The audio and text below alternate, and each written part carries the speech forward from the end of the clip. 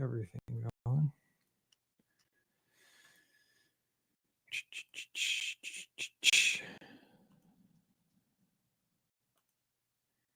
Almost got it going. There we go.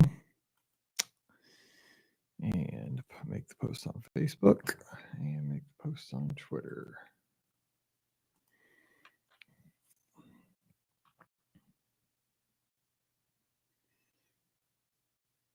And you pronounce your last name Mettler? Mm-hmm. Mettler. I'm just used to everybody mispronouncing my last name my whole life.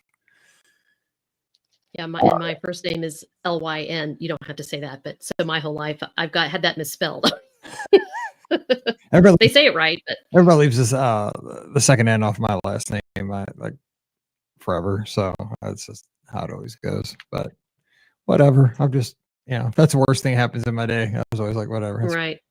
Hey everybody, we are getting ready to speak with Lyn Mettler.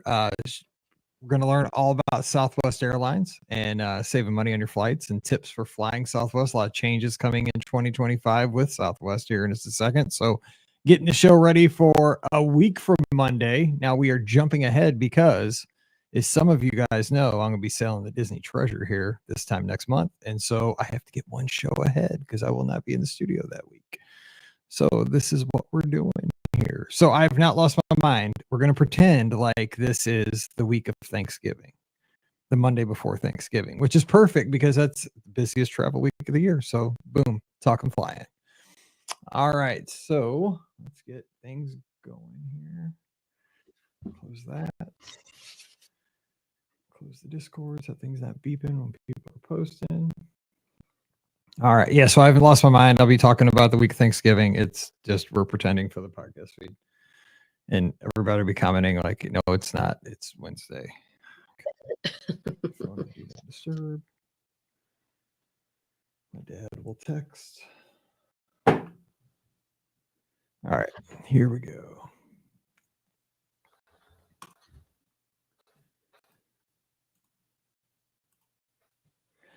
Welcome to episode 2596 of the Be Our Guest Walt Disney World Trip Planning Podcast. I'm your host, Mike Rallman from BeOurGuestPodcast.com and one of the senior agents over at the Magic for Less Travel. Happy Monday to you.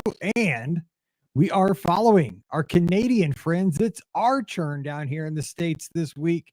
We have made it to Thanksgiving week. That's right. This is that week where we don't have to worry. Well, most of us don't have to worry about working 5 days. We get to work a few days, and then the turkey is looking us straight in the eye. Tom Turkey, I'm looking at you on Thursday. Of course, my birthday's Wednesday, so I get like the 48-hour kind of thing this week. It's going to be awesome. So, yeah, we're going to have a great week here in the States. Football aplenty this weekend. Got to beat Arkansas. My Mizzou Tigers, big game coming up. We're going to have a great time. And, of course, this week, everybody going here, there, and everywhere. Over the river, through the woods, to grandmother's house we go, but also through the skies. And that's what we're talking about today. We have a very special guest. And joining us today, we have Lyn Mettler. She's a longtime travel journalist for outlets like USA Today and U.S. News and World Report, who's figured out a way to always fly her family for free using travel rewards. She now teaches that process to families around the country through her Families Fly Free podcast and membership program. We'd like to welcome Lyn to the show today. Lyn, thanks for coming on the show. Hey, everyone. Thanks for having me. Glad to have you. And you are another Midwesterner. We were talking about that in the pre-show out in Indianapolis. It's a very popular place for us. Yes. Yeah, it's good place to fly out of. It's centrally located, as you are too. Absolutely. And we've actually worked with Give Kids the World, one of the places down in Central Florida that helps families that are having their kids go through a lot of medical difficulties. And we've hosted a lot of get-togethers there in Fishers, Indiana, right outside of Indianapolis. So lots of friends in your area. Yeah, I'm not too far away in Zionsville. So nice. Very cool. So we're going to talk about flying Southwest, which is my preferred airline. I got to tell you, and we've talked about this on the podcast a few years back. I got away from Southwest for one time. I flew Frontier. Oh, Frontier. I'm with you. Man, it was rough. Never again. Yeah. I thought the planes looked cool. You know, they had the animals on the tail, and I thought, also, to be honest, they flew out of the main terminal at our airport here in St. Louis, and like Southwest flies out of Terminal 2. And I always wanted to go into the historic terminal, right? And I was like, I want to do that. Oh, that wasn't worth it. I know. I always say you couldn't pay me to fly Frontier because they are just mean. Just mean. They're trying to sell me a credit card the whole time. I was like, I don't need a credit card. Like, stop. But just anyway. So I'm not here to dog anybody. I'm just saying I'm a Southwest fan. Southwest is great. And I'll tell my story about that here in just a bit. But I want this to be about you. So we're here on a Disney podcast. We talk about the Disney destinations, World Disneyland cruise. Tell me a little bit about your Disney fandom before we hop into helping folks save money and just make flying Southwest a great experience for everybody. Yeah, so I'd say my love for Disney really began when I got married. So my husband had grown up going to Disney World every year with his family. And so we ended up honeymooning at Disney World. And so I had been, but it had been a long time. That's when I really kind of fell in love with it. And so, but then we went through a period where we just really couldn't afford to go there and all of that. And once I figured out how to fly us for free, that opened up for us the opportunity not just to go to Disney, but other places. And so that was in about 2015.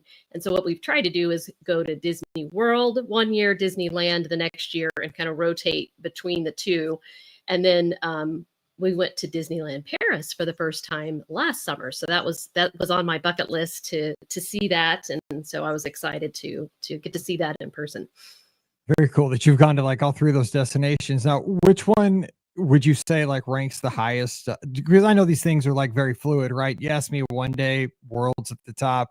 Right now, I'll tell you, Land is my favorite right now, just because it's kind of the new hotness. I hadn't been out there until 2022, and I just kind of fell in love with the nostalgia of Disneyland. But what would you say is kind of at the top of your list right now?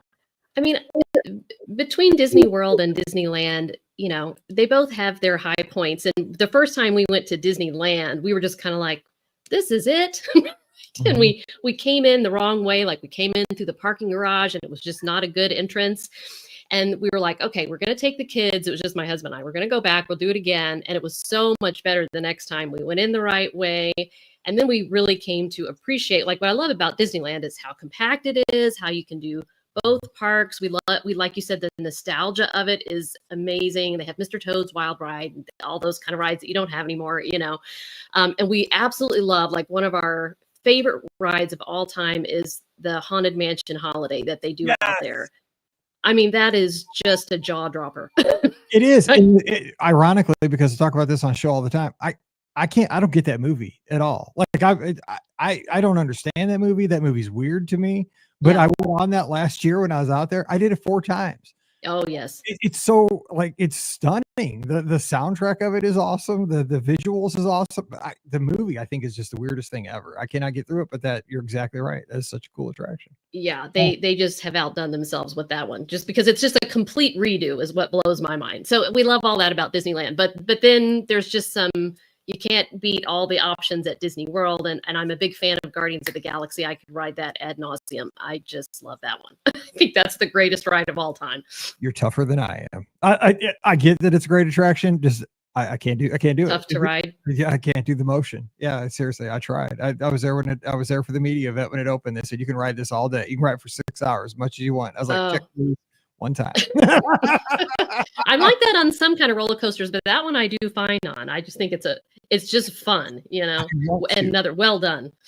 I want to because it is fun. Yeah. I mean, it's not at all. I did a second time because my daughters came down like for vacation. I said, okay, maybe it was just a bad day. Nope, Yeah. wasn't a bad day. Yeah. Nope, try it a second time. But so let me ask you this. So you got any, you mentioned a couple of attraction favorites. What about, we always talk about dining here. You have any favorite Disney snacks, restaurants, anything like that?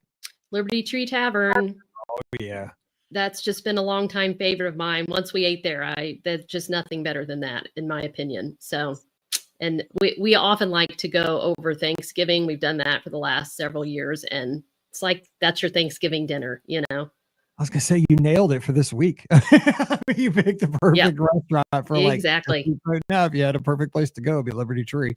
And my co-host and best bud Scott is down there right now, staying at the cabins, and he's going to have a meal at Liberty Tree, I'm sure. Lucky him. Yeah, and at Disneyland, I would say I love the it's the Cafe Orleans and the Monte Cristo sandwich. Oh must my gosh, must eat that every time. that is we are vibing, because that is my favorite. Oh my gosh, Cafe Orleans or the Blue Bayou, either way, they both have the Monte Cristo, and I have a little hurricane with it, and life's good. Like you're in New Orleans, huh? Yeah, I've never been to New Orleans, but I don't need to. You had your hurricane. Give me Disneyland. I've been to Soulard and St. Louis when we have Mardi Gras. It's about the same thing. All right, so let's hop into this. Let me get my background real quick on Southwest, because here being in the Midwest, and I'll just real quick, because people that have been with our show, we've been on the air since 2008. We've been doing this for almost 17 years. Know that in the first quarter of the time we were doing our podcast, I was scared to fly. I mean, I would not fly. But we went to Walt Disney World for 2 or 3, 4 times a year, and we would always drive. It's about a 15-hour drive from St. Louis to Orlando. And I had, my daughter now is 27, my oldest daughter. My youngest is going on 17 in January. So we'd load up the car and we'd leave out of here about, 7 or 8. We drive overnight so the kids could sleep. I'd have to drive overnight. It stunk for me, but at least the kids slept, and get there in the morning. And it was fine, because I sacrificed, got scared to fly. But eventually it got to the point where, because I went to all these I did all the Run Disney stuff. So I'd run the races, but eventually, like life catches up to you. So my back was hurting driving there. And there was a couple times where, it's just like, it became an endurance thing. And I was thinking to myself, you can do the marathons. You can drive for 15 hours. but my dad was telling me this, he's like, look, you're putting your family in more danger driving overnight than getting in that airplane. You need to basically told me, like, you need to man up and just get in an airplane. You're safe. Because my dad works for the Rams and he flies all over the place, all the games. He's like, there's nothing. It's insane that you're scared to fly. And so finally I was like, okay, fine. So a few years ago, probably about 6 or 7 years ago, going out for the wine and dine races, I had a couple margaritas, got on a plane. And of course it was storming that night. And I mean, it was bouncy. There was no internet. There was nothing. It was not great. Oh no. But yeah. We made it. Like, we lived, right? We made it there. And I was shocked. I mean, it was like, I Back to the Future or something. It was like, oh my gosh, we got here in 2 hours and 10 minutes, instead of 15 hours. It was like I was a Wright brother or something. I couldn't believe it. So ever since, obviously I've flown, but I'll tell you what, with Southwest, getting back to the topic on hand, what got me initially just is kind of almost their marketing and how they sell friendliness. Like it's the whole art thing. And I know it's all marketing stuff, but I mean, it worked on me. And plus in St. Louis, they have a lot of flights out of our town, but it truly, and I've always felt this when I've flown with Southwest, that the flight attendants, the pilots, everybody, even the gate agents, they all seem like they really do care. I mean, and I'm not just blowing smoke here. I don't fly other airlines, so I don't have anything to compare it to, but I truly do feel like that they have a smile on their face when you enter the plane. I know that sometimes they're just throwing, cookies and brownie brittle and stuff like that, but I mean, they're nice, so I've never had a reason not to, and the fares are fine. And, I use my rewards points and stuff like that, but that's kind of my backstory with Southwest. That's why I choose to fly SWA or whatever they had for their old hashtag. But I don't know. So, kind of what's your story? How did you start flying with Southwest? Well, and I like my flying story, yours of being afraid to fly, but I've been flying by myself since I was, I think, 4 or 5, because my parents divorced when I was young and they lived in different cities. And so I kind of thought it was great fun to fly because I was a little kid. And nice. It was like a roller coaster to me, and so I never had that fear because it just was normal to me. So I really had never flown Southwest though, until I think my husband and I had flown it once, but until I learned about how to do travel rewards. And what really grabbed me immediately was the ability to earn a Southwest companion pass, which no other airline compares when it comes to that, which is basically, if you can earn this pass, one person always flies for free with you on as many flights as you want to take while you have this pass. So I thought, okay, that's like amazing. So if I can figure out how to do that, like now we're talking. And so that's what got us into Southwest to start with. And I'm with you. I love them. Now, I'm going to tell you to fly them because you can fly them for free using points better than like a million times better than you can anyone else. That's a great reason to, of course, to fly them. But the next best reason is because they are amazing to deal with. Like you said, they truly are. I agree. Friendly. They are, it isn't, they do market it that way, but they live up to it. Like, they try to be funny and different on the flight, and their customer service is great. You can bring 2 bags for free, which is great for families going to Disney. If you want to pack all the stuff, like we would pack when we were going to Disney, a bag full of food because it would save us and it didn't cost us to check it with Southwest. So why not, and another great thing for families that I think a lot of people don't realize is you can change or cancel their flights at any time with no penalty fee. So if everybody gets, like one time before we were going to Disney World, both kids got strep throat, and that happens. You can just cancel it and it's not a big deal. So I will teach people to always book them in points because you get the most flexibility that way. So if you booked your flight in points and you cancel, they just dump the points right back in your account. The points never expire. And you can cancel up right up to 10 minutes before the flight takes off with no penalty. You can also change. So like if you decide your dates change, you can just change the flight, not a problem.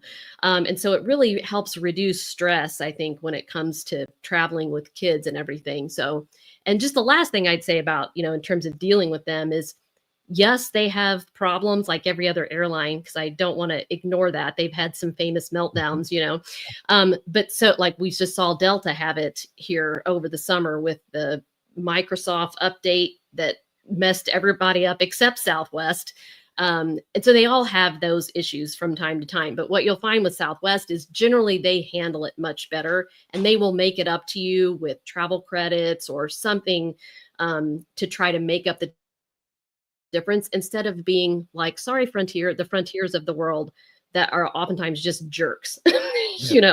Southwest is at least nice in trying to help you, and they will try to make up for it usually. Yeah, I mean, I understand that because I'll be honest, like my buddy Scott, he is very Delta centric because that's where he has all his status and when he flies, I mean, obviously it is kind of a fancier experience. He shows he flies first class, in Southwest, everybody has their same You're all seat. the same. Exactly. And I mean, but that, I always, the way I do it, I mean, this is just me, is that I always just build in early bird when I buy my fare. I purchase because I'm usually going by myself.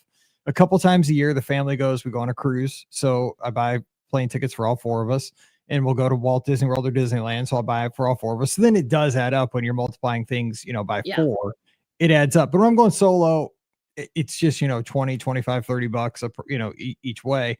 But I just build that in, and then, I know that I'm going to get a decent seat, but really when I'm solo, does it really matter where I'm sitting on the plane? And it doesn't have the most leg room, but it's a 2-hour flight. I'm going to go to Disneyland. It's a 4-hour flight, but it is what it is. It's just, it's a means to an end, and I know that but again, it's how you want to spend your money, right? I mean, I could have a lie flat seat if I wanted to, I could be business class. I could have, better food. I could have, it's just how the world works. I am totally fine with just a safe, clean, friendly crew, nice, decent plane. Like I'm good for that amount of time just to, sit down, put in my AirPods, listen to a couple of podcasts, and I'm there. That's kind of how I roll. And yeah, my approach to this is, Southwest is a middle of the road airline. It's not going to be like flying Spirit or Allegiant or Frontier, right?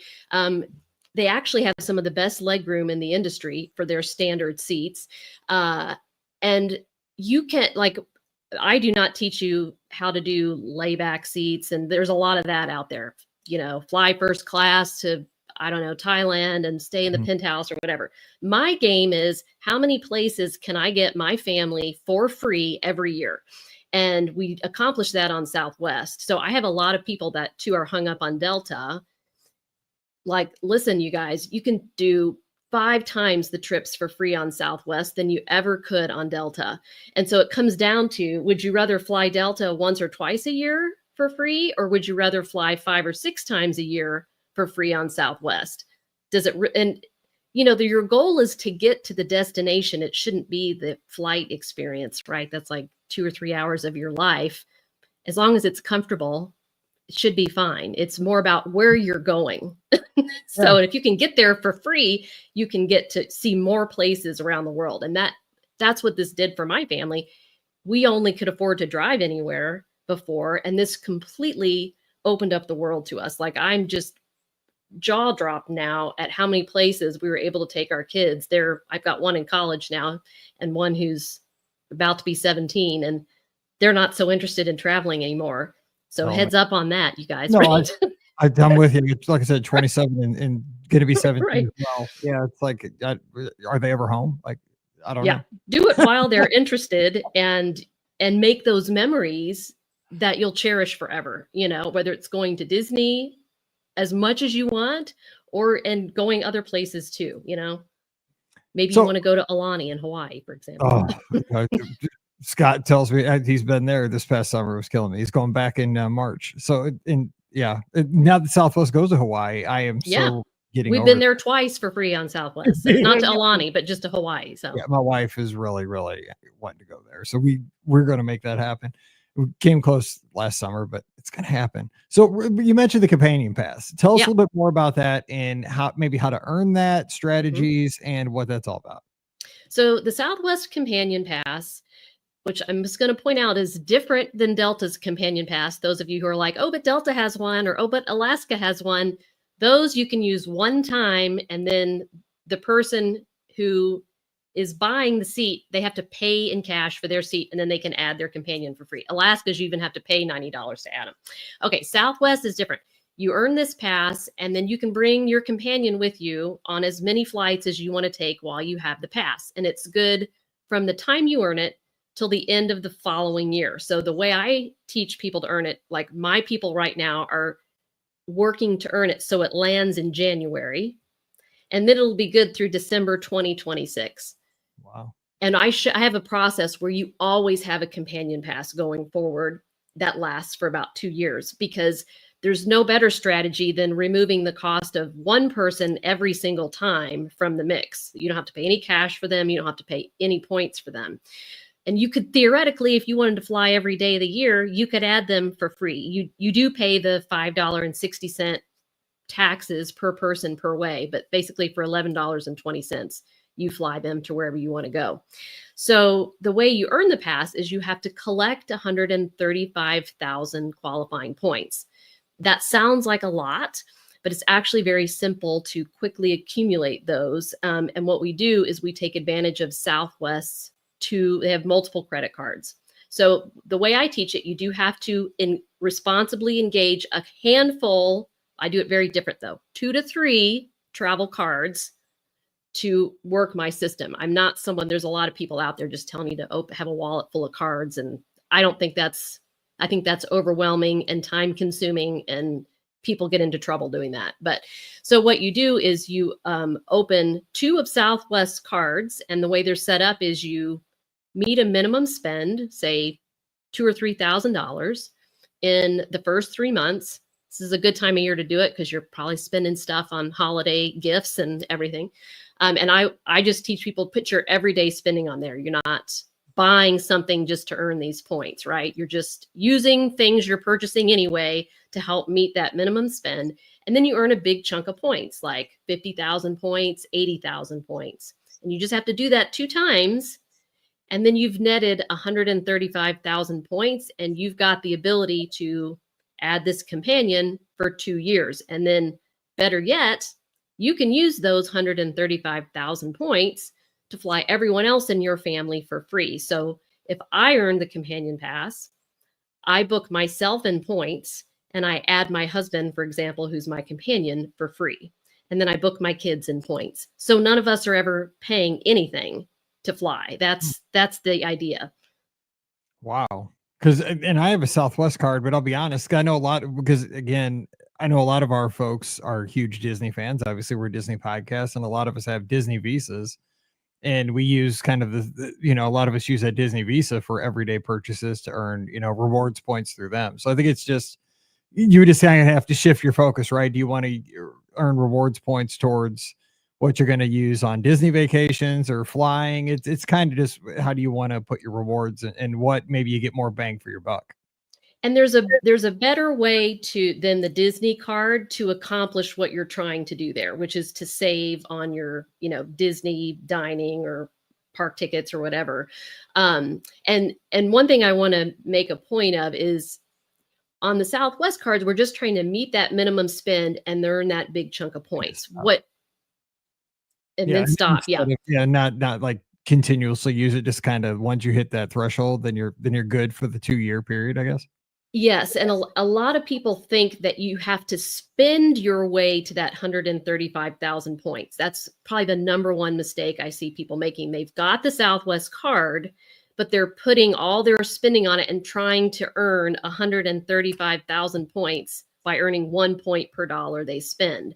And that is that takes a lot of, first of all, you'd have to be able to spend $135,000 in a year, which I can't do. And even if you could, that would take you the better part of a year. And then your companion pass is only good for like a year and a couple months. So you want to do it with these bonuses. And then what I do is I shift you over to a flexible travel card instead for your everyday spending. So I really like the Chase Sapphire Preferred. The Capital One system is pretty good. Some people like Amex, something that is flexible, meaning like I like the Chase system because their points transfer to Southwest, but they also transfer to hotels, chains, they transfer to other airlines, and they have their own travel portal where you can book basically any hotel or any airline. So it accomplishes all of our goals, which is to fly anywhere we want, stay anywhere we want for free. Whereas if I'm just spending on the Southwest card, I'm just always earning Southwest points that can only be used there. If I spend on my Chase card, I can move the points over to Southwest if I need them there once I've earned my companion pass. Or if I don't need them there, I can transfer them to Hyatt and use them to book a free stay. Like we stayed for free in Costa Rica earlier this year and saved $6,000 doing that exact thing. So at a very nice resort. Makes sense. Gives you more flexibility that way. That's the key. You have your companion pass, but then you have flexibility on the back, on the second half. Yes. Yeah. And that's what I try to make this simple and easy for people because families are busy, people are working, it doesn't need to be a second job. And that's the key to it being easy is that flexible component. And because too, a lot of people think, well, they have a Delta card, they're just spending on that. Or they have a Marriott card and they're spending. You don't want to do that because you're limiting yourself to those systems only. You want to pick a flexible card that works with whatever chains or airlines you like. Super. Okay. So everybody think about that because, hey, because think about that. If you could cut out flights, because that's the one biggest thing. Because again, I work in travel. This is my full-time job. I'm a travel agent. I book Disney, and I book exclusively Disney vacations. That's all I book. And one of the things I get from my guests pretty commonly is, we book vacations more than a year out for a lot of guests. They'll book their dates and so forth, and they'll come back to me later on. And they'll say, Mike, I got to change my dates, man. They Southwest or whoever, they just released their flight schedules, and I just looked at the prices for the week I picked, and it's like, oh, we got to change the dates because that week I picked the spring break, and those flights are crazy. Can we move it a couple weeks earlier, a couple weeks later? So yeah, it is. If you could just get rid of the flight costs, think about how much more affordable that vacation is overall. If you look at the pie chart, just take that wedge out of there, and you could spend that on a nicer hotel. You could stay longer. Whatever. You can splurge at a sit down restaurant that you don't normally do, or a bunch of them. Yeah, a couple of them. So let me ask you, we also want to talk about some of the changes coming to Southwest. And, I'm one of those people, I don't like change very much. I like my early bird, I'm a rule follower, they say, A1 through 30, and I hop in there in my little spot and I'm good to go. Changes are coming. It sounds like in 25, right? Yes. And I want to back up to just one thing you said really quick, and then we'll talk about the changes. But you talked about like the prices being high over spring break, for example, right? I just want to point out another amazing reason to fly Southwest is there's so many ways that you can work that price down from what you see the published price to be. And just there's many different ways to do this that are all following their rules. It's knowing how to maximize their system. But one simple thing you can do is just always check to see if the price drops after you book the flight. Yeah. Particularly if you book in points. If you book in cash, they're going to give you a credit if the price has gone down. But if you book in points, like I do this almost every day because it's so easy to do. If the price has gone down after you book it, they will dump the points back in your account. And so particularly on Tuesdays is when prices tend to drop. If you check then, you'll be amazed at how much we save tens of thousands of points just doing that one thing. And then there's a lot of different tricks that we've developed to help you book flights on more expensive days, but pay a cheaper day price. There's all kinds of little tricks you can do. And because we regularly do, like we did Hawaii for 30,000 points from Chicago to Maui for 4 people. So you're going to pay almost that for one person on Delta.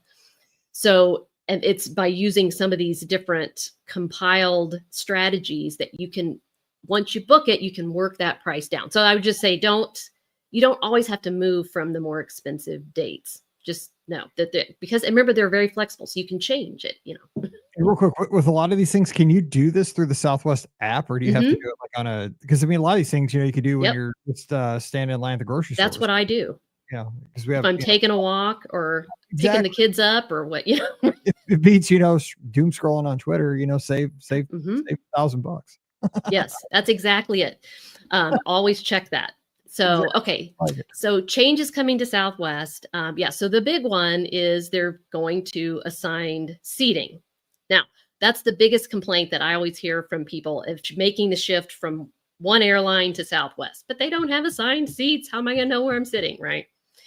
So I think it's a good thing. But I know, a lot of Southwest loyalists like the system. We know how to work the system, like you said, and we do get to pick where we sit, which is kind of nice, right? That we'll sort of lose that function. But like my husband, he's tall, and so he does like to sit in the emergency row if we can. And so he is always nervous about, are we going to get the emergency row or not? And he's been A1 before. And can you believe he didn't get the emergency row because there were already people on the flight before us that didn't get off, and they just moved to the emergency row. So it's just, you can't guarantee it, right? So that they're going to move to assigned seating in 2026, but they'll start selling those flights in 2025. And so the cheapest fare, which is what I typically recommend you book because it's the fewest points, will not have a seat selection. So I'm updating my strategy that I teach. We'll have to see. They still haven't given us exact details, but they have told us that one won't have a seat selection, but Want to Getaway Plus will. So I think we're going to need to then just pay a few more points and get the Want to Getaway Plus because families are going to want to know. I think if you don't have a seat selection, you're going to end up spread out, who knows where, probably in the middle seat. So that's no good. And like I tell my guests too, I mean, people always ask me about travel insurance with vacation packages, and I tell them that's a personal decision, right? But if you buy it, here's what people don't think about is that it's not just for the vacation. You have peace of mind from the time you purchase that travel vacation all the way through the vacation. So if the vacation's 10 months from now, you have peace of mind from today through 10 months from now when that vacation happens. So like you say, if the fare's $10 more to do Want to Getaway Plus compared to Want to Getaway, knowing that you're going to sit together, it's the mental anguish that you're not going to have to worry that, your 12-year-old is 12 rows in front of you because you didn't pay $10.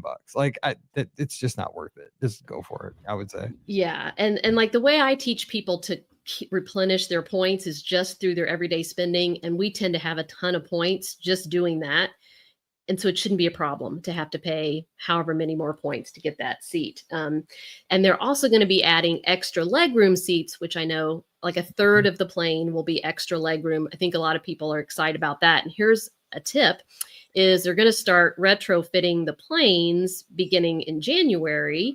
and they're going to be doing 50 to 100 a month. And so, but we won't have to pay for the extra legroom seats until 2026. So you won't know if you're going to have a plane that's going to have the extra legroom seats, but if it does, and you have early enough boarding, you'll get to sit there and try it out for free. So that's kind of cool. I have a hot take on that though, because my daughter and I, when we fly Southwest, like I don't like the newer model planes. I think the older model planes are more comfortable. Like when we see the newer ones that have like all the blue lights and all the, the ones that look really cool, those seats are not as comfortable in the newer planes. When I get one of the older ones, I'm like, oh yeah, these are more comfortable. I don't know. I think the newer ones have an inch of more of leg room, but you're right. I think the padding on the seats is not as thick. Yeah, exactly. Yeah. She's like, ooh, we got one of the new planes. I'm like, oh, we got one of the new planes. No, but they have added outlets on some of the new planes, which is desperately they needed to do that. So that's exciting. I mean, now you can charge your stuff. I have 2 daughters. I'm a walking power bank. You know, like they need them on the planes, but I mean, I could probably have enough power in my backpack to like power like everybody in the first 12 rows. You know, just come to me. I'm a dad. You know, I'm a dad of 2 daughters. Like I got 7 power bricks. Let's go. Just plug in. You know, we're good. Yeah. Exactly. And so, Southwest flyers have had to learn to do that. Yes, absolutely. So let me ask you this too. As far as like just the practicality of flying with Southwest for families, do you have any tips for families that are traveling this week? You know, maybe getting on a plane tomorrow, Wednesday, going to see grandma, like anything that stands out, maybe a hidden secret to just make the flying process more comfortable? Well, one thing you can do, they've made it so on any fare type, you can do same day standby now. So that might be something to look at if you want to fly an earlier flight. If there's an open seat, you can move to that flight. And you basically go into the app and put yourself on the list, and then you need to get there ahead of that flight. You have to physically be there for them to confirm that you're on it. But that might be something that might make your trip a little more comfortable. We do a lot of that kind of stuff, like booking the cheaper flight of the day, but then moving ourselves through things like that to the better flight. Now, the downside of that is you'd lose your boarding order. So you'd have to be okay with being at the back and maybe not sitting together. Another thing I'd say is, this week is prone for delays and cancellations.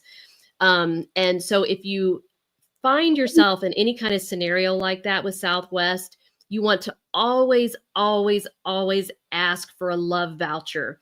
Now, the government has made it so if it's more than 3 hours delayed, they have to give you at least $150 love voucher.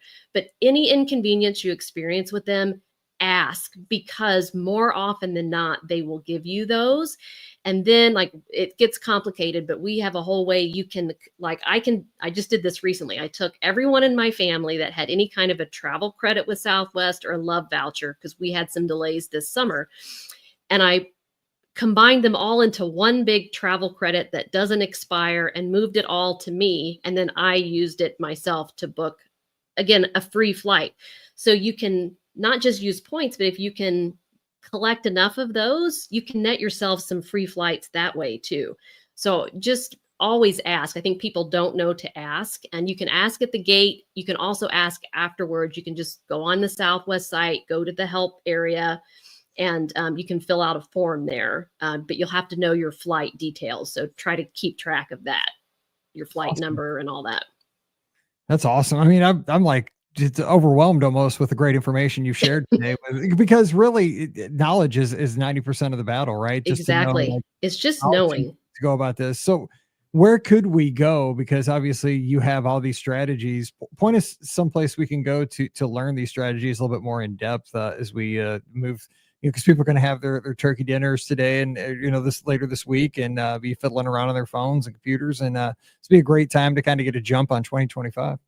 Exactly. This is the perfect time of year if you are interested in doing this, to get your strategy in place and set yourself up for success next year. I'd say if you're taking a walk after Thanksgiving dinner, I would recommend my podcast, which is just look it up, Families Fly Free. That's the best way to get a sense of my style and my process and how it works.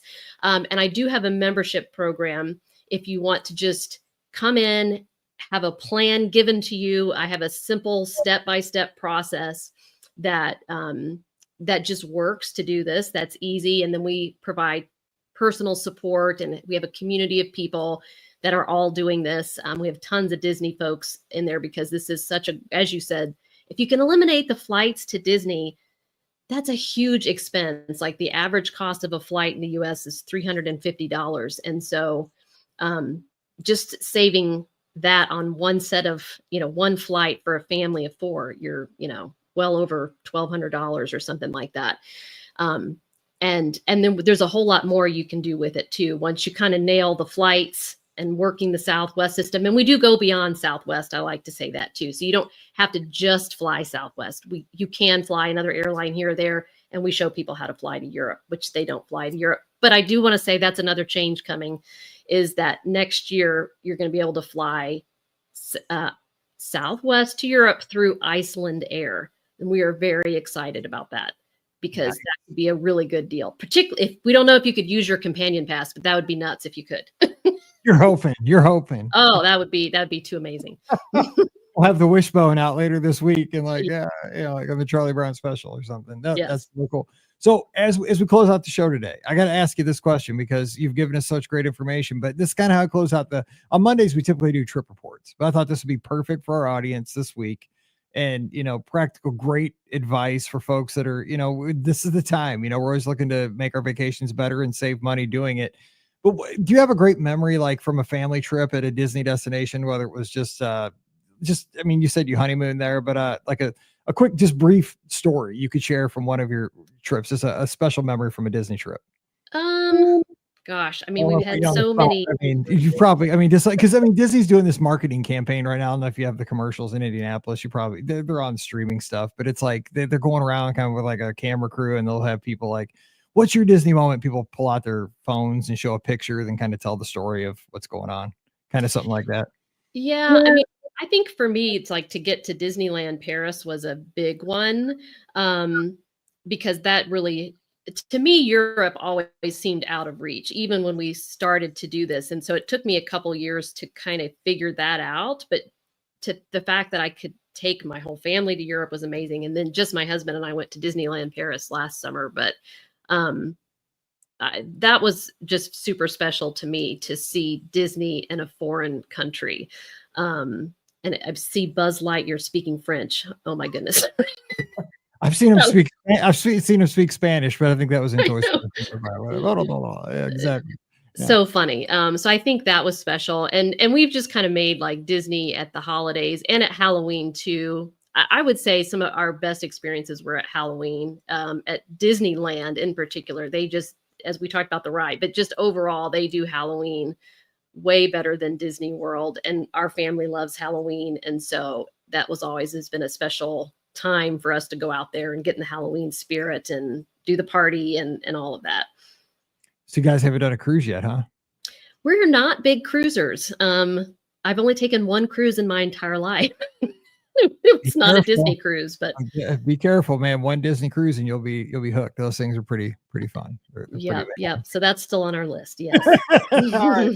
Well, Lyn, hey, thank you so very much for coming on the show today. What great information. And one more time, where can people follow you, check out everything you're doing so people can make that connection this week? Yeah. And my website is familiestravelfree.com. If you want to check that out. And also Families Fly Free pretty much on social media. And you feel free to reach out and ask me a question too. I'm happy to, I always personally answer everything. So happy to chat with you. All right. Well, so glad you're on the show with us this week, and happy Thanksgiving to you and your family out in Indianapolis. Thanks. You too. All right. Don't forget, today's show is brought to you by the Magic for Less Travel. We'd love to help you plan your next Disney adventure for no additional cost to you. Check out all the details today. And while you're sitting around watching football and having a piece of pumpkin pie, check out all the details over at themagicforless.com. Please also use our Amazon affiliate link when you do that online shopping this week. We'd really appreciate that. It's beourguestpodcast.com/Amazon. And thank you to our Patreon supporters. You guys are the all-stars of our podcast. You make it happen. You can support us as well, just $5 a month. And for that support, you get our bonus show. It's called Mike in the Midwest. Come on over this week. We'd love to have you. Patreon.com/BeOurGuestPodcast. Give me a follow on the social media. I'm at BeOurGuestMike on Twitter, Instagram, and Threads. And we'll have our live call-in show this Sunday night. We open up the phone lines and turn the show over to you. That's right. Even on Thanksgiving weekend, we'll be here 7 o'clock Eastern, 6 o'clock Central on Facebook, YouTube, Twitter, Instagram, and Twitch. Give us a call. It's you, me, and Scotty G. Actually, Scott will be in Walt Disney World. Just you and me. So we're going to be just taking your calls right now. So we need you. Be here. So yeah, give me a call Sunday night. We'll have a good time. Maybe we'll get a guest co-host. We'll see.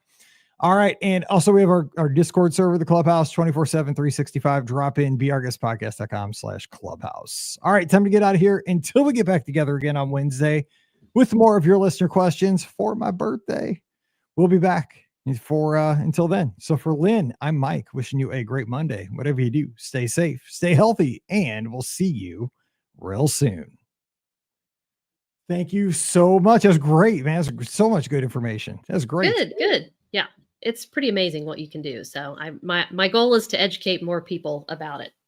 More people need to know because it truly makes travel affordable. So yeah, I'm all about Southwest and I learned a ton. So it's going to help me too. So I appreciate it. Awesome. Yeah. I appreciate you having me on. All right. Well, I got to hop on a Zoom call at 7 because we're doing a live show at Give Kids the World in March and we're collaborating on that. Well, I'm in Central Time Zone, so I got 9 minutes. Yeah. You're probably like, gotcha. Well, happy early birthday. Thank you. I appreciate it. Yeah. They're not as special anymore. All right. Thanks. All right. See you later. Good night. Bye-bye.